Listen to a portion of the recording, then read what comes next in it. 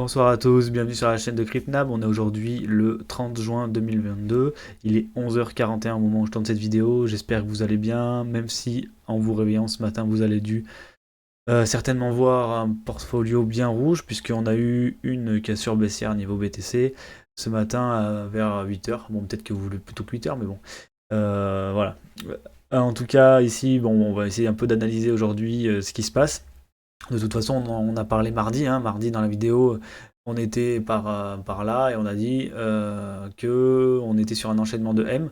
Donc voilà, je vous ai préconisé deux box de rechargement qui allaient surtout certainement être retestés. Ben voilà, le retest est en cours autour des 19 000 dollars. On est à 19 030 exactement en ce moment même, mais bon, on a eu une mèche un peu en dessous. De toute façon, voilà, c'était à prévoir, hein. On est sur un marché qui cherche des liquidités, voilà, qui va juste liquider, hop, liquider là, et puis il repart dans l'autre sens, il va liquider. Est-ce qu'il va venir claquer le bottom pour liquider? Peut-être, c'est peut-être un peu tôt pour le dire. En tout cas, en 1 heure, en 4 heures, on voit pas de divergence s'installer, que ce soit sur le RSI ou sur le MACD. Donc, un rebond à prévoir et on va rattaquer. Va-t-on casser ce bottom ce point bas, parce qu'on ne peut pas parler de bottom sur un W1R, mais ce point bas à 17 622, on va voir comment l'évolution du prix, etc. Est-ce que les gens longs, on va essayer d'étudier tout ça, mais il n'y aura pas la réponse aujourd'hui en tout cas. Dans tous les cas, on est sur une zone verte qui était à prédire, sur un mouvement, voilà, on revient dans les zones d'achat et de vente. Si on doit avoir un rebond, c'est ici qu'il doit se faire, dans cette zone green, ou dans cette grosse zone green. Bon, après, bien sûr, on peut aller en dessous, mais dans tous les cas, si on casse le plus bas, ça sera pas bon. Pourquoi on a ce mouvement? Parce que ici, vous voyez, on a un deuxième mouvement en plus qui se met en place, puisque ici, on a eu une pause ce matin.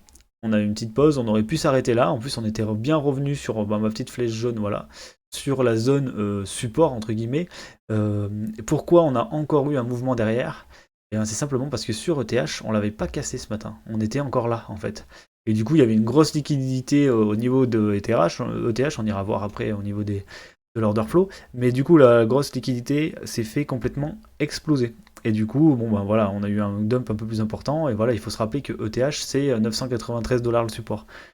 Support court terme, hein. Donc là où il y a eu du volume d'échange. Donc voilà, et la box green hors box vert. Donc là, on rentre dans la zone de rechargement de vente. Et la box qui correspond au POC. Donc à la zone où il y a probablement beaucoup de vendeurs qui se sont trompés ici, donc qui vont devoir racheter leur position, et du coup vont pouvoir créer un mouvement haussier, se fera ici, s'il doit y avoir lieu. Sinon, ben voilà, pareil que sur... on a peut-être une légère divergence en 1 heure, mais on ne doit pas l'avoir en 4 heures. Sur ETH non plus. Vous voyez, vraiment on descend avec puissance sur ETH. Et pareil que sur BTC, ben, qu'est-ce qu'on a fait? On a fait un rebond. On a fait un rebond plus conséquent, hein, sur ETH, comme nous la plupart des altcoins. Donc voilà, on est allé chercher les liquidités. On n'est pas allé chercher la dernière, là, 1284. C'est assez étonnant. Donc ça veut dire qu'il y a quand même une force ici qui a fait que ça a repoussé le prix assez. Voilà, il y a un vendeur ici qui est quand même assez costaud. Il s'est certainement servi d'ailleurs de Bitcoin ici, hop, pour faire cracher l'ensemble des altcoins, hein, dont ETH, mais certainement ETH qui était visé car il était en train de faire sa petite vie. On l'avait vu notamment sur Twitter avec la paire ETH-BTC directement, où ben voilà, j'avais publié qu'on avait un petit rallye qui s'était mis en place sur le marché crypto et qu'il était dû en fait à ETH qui avait repris de la force par rapport à BTC et qui avait emmené avec lui les altcoins. Et vous voyez ici la zone de volume, alors, elle est peut-être un peu plus conséquente là, voilà, la zone de volume au 0,0, enfin au 59 000 Satoshi, qui a fait office de résistance, mais parfaitement, quoi. Donc là, on a une grosse zone de volume, on est venu taper dessus, et hop, on s'est fait renvoyer tout de suite. Donc voilà, bah, ça explique pourquoi aussi la force du mouvement baissier sur ETH est plus forte que celle sur BTC. En termes d'order flow, du coup, ben voilà, on a vu, on a eu beaucoup de positions qui sont ouvertes. Cette quantité de positions ouvertes a fait que ben, on avait du levier, hein, long comme en short, sauf que bon, ben, les shorters ont pris la main. En plus, on a des scénarios assez intéressants dont je voulais vous parler en 1 heure. Vous voyez un peu ce qui s'est passé, c'est que hop, on est venu ici, donc on a eu la baisse, on est venu liquider, hop, bon pas la dernière mèche encore, un peu comme en haut. on est venu liquider et on est reparti. Donc voilà, on est vraiment dans un marché qui est en recherche de liquidation. Donc pour ceux qui font du scalping, etc., c'est un peu compliqué, je pense, en ce moment, s'ils ils en jouent pas. Parce que ben voilà, on vient souvent chercher les points un peu plus bas, un peu plus haut pour ensuite partir dans l'autre sens. Donc il faut bien en prendre compte pour les scalpers. Côté ETH, et ben voilà, on a pas mal liquidé. C'est vrai que j'ai pas montré les liquidations en bas, mais voyez, bon, on a un funding qui est très négatif, c'est normal, c'est parce qu'on a liquidé des longues, donc bah, maintenant il y a plus de shorters en position, c'est logique vu qu'on est en train de liquider des longues.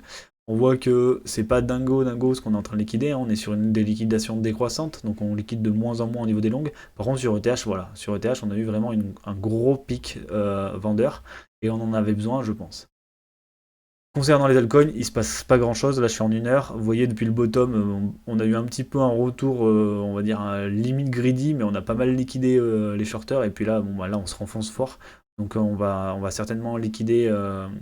Voilà, bon, on liquide un peu moins que ce qu'on a liquidé au gros bottom ici. Au gros bottom, au point bas. Mais voilà, ici on a quand même pas mal liquidé ce matin et on le voit notamment avec la plupart des actifs. Hein. Donc si on regarde GLD, Sol, etc., c'est en train de retourner, aller tâter leur point bas sans souci. Bon, GLD qui a fait une belle perf, mais c'est normal puisqu'il y a le stacking sur le meilleur launchpad actuellement. Mais voilà, on a Sol pareil qui retombe. Enfin voilà, c'est normal que les altcoins soient les premiers actifs à se faire sortir du wallet dans des situations comme ça. Hier on en a parlé, le Dixie. Donc là, je suis en 1 heure, c'est pas très propre, je vais mettre en 4 heures. Voilà, en 4 heures, voilà, on a une espèce de petit W qui est en train de se former ici. On l'a plus ou moins validé, on tâtonne dessus, il n'y a pas de signe de divergence, etc. En daily, hop, c'est pareil, on a formé ce W ici, donc potentielle continuation, avec une target un peu plus haut que le sommet, à voir si c'est pareil, une espèce de chasse où on forme un gros M, et dans ce cas-là, ça sera très bull. Mais bon, vous le savez, tout comme moi, l'été, c'est pas vraiment propice, en fait, on va dire, à un retour de marché, à un vrai bottom. D'ailleurs, je pense que je ferai un thread là-dessus sur les marchés un peu d'été, voir un peu dans le passé ce qui s'est passé au niveau du BTC, etc. Même si ça ne va pas tenir en compte du fait qu'on a probablement une récession sur le marché global et qu'on verra bien si Bitcoin arrive à faire le contraire du marché, c'est-à-dire qu'un marché qui s'écroule et un Bitcoin qui ne s'écroule pas. J'y crois pas trop encore, mais bon, on sait jamais. Voilà, là c'était le stress sur le Nasdaq. Voilà, je m'étais dit que vous voyez, quand on a eu la redescente, on pouvait passer à BE tranquillement. Là, on peut même le mettre ici.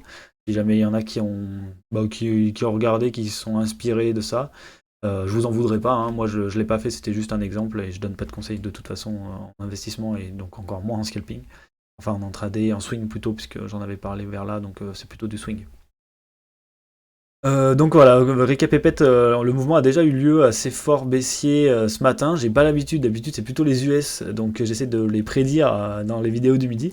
Là, je ne peux que constater les dégâts. Donc ce qu'on va attendre à l'heure actuelle, c'est d'avoir une pause et certainement une nouvelle attaque baissière, hein, parce qu'il faudrait former une divergence pour pouvoir se dire qu'on a fini la baisse en fait, ou du moins qu'on s'en rapproche. Vous voyez ici, les 4 heures montrent qu'il n'y a pas de divergence.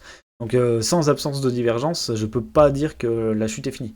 Je vous rappelle, ici, j'avais placé la petite résistance, et on voit qu'elle fait office toujours de résistance, hein, 1 fois, 2 fois, 3 fois, 4 fois. Donc c'est une droite qui va nous servir pour voir si on a un retournement. Donc pour avoir un retournement, je pense qu'on va certainement, voilà, allez, je vous fais le devin, on va certainement faire un truc comme ça. On va aller là, et là, à voir où c'est qu'on s'arrête. Mais de toute façon, tant qu'il ne se passe rien derrière cette trendline, ça va être compliqué de revoir un mouvement haussier à court terme. Dans tous les cas, je tiens à vous rappeler, parce que là on regarde les charts comme ça fait peur, blablabli blablablou, hop, on va se mettre en weekly, tac, voilà, on est quand même dans une zone de rechargement long terme. Donc là c'est le bottom de 2018, si je prends le BLX, je verrai à peu près pareil. Ici, vous voyez la zone de creux des 12 000. Ce qui m'inquiète sur la zone de creux des 12 000, c'est que tout le monde en parle. Alors, soit on y va, mais ça veut dire qu'on va peut-être aller même ici, à 5 000, pour que les gens à 12 000 se disent « Ok, c'est mort, en fait, j'aurais jamais dû acheter là. » Soit on va aller à 15 000, et puis on va repartir, et comme ça, tous les gens qui attendent 12 000 seront pas fil. Parce que je vois mal le marché aller à 12 000, refile tout le monde, ouais, tout le monde est content, et puis repartir. Donc voilà, c'est une question que je suis en train de me poser actuellement, de voir si je vais pas mettre des ordres d'achat, peut-être même à 5000, parce que c'est vrai que si on crache, et qu'après, si là on crache jusqu'à 12 000, et qu'après il y a la récession, il y a moyen qu'on refasse un dump jusqu'à 3000, donc je sais pas. Je suis en train de réfléchir à la stratégie exacte, parce que c'est vrai que j'ai pas mal d'ordres à ce niveau-là, et la question c'est est-ce qu'ils vont se faire filer ou pas, est-ce que je vais pas mettre juste des ordres à tous les 1000. C'est une question que vous devriez vous poser aussi, voilà, faisant suite à sur certainement une récession sur le marché traditionnel, et le fait que tout le monde attende un peu les 12 000. Donc à voir, c'est une question que je laisse ouverte, vous n'hésitez pas à donner votre avis en commentaire, et moi je verrai dimanche si j'ai plus réfléchi à la question. En attendant, je vous souhaite de passer une excellente fin de semaine, que vous soyez au travail ou non. Faites attention à vous, regardez pas votre portefeuille tous les jours, continuez à appliquer votre stratégie. Si vous êtes mal à l'aise, n'hésitez pas à en parler, surtout si ça dump. Voilà, je comprends que c'est pas plaisant de voir des bougies rouges, donc n'hésitez pas à en parler. Dans tous les cas, on se retrouve sur Twitter pour des actus un peu plus régulières. Et je vous souhaite une bonne fin de semaine, et on se retrouve dimanche. Allez, à plus.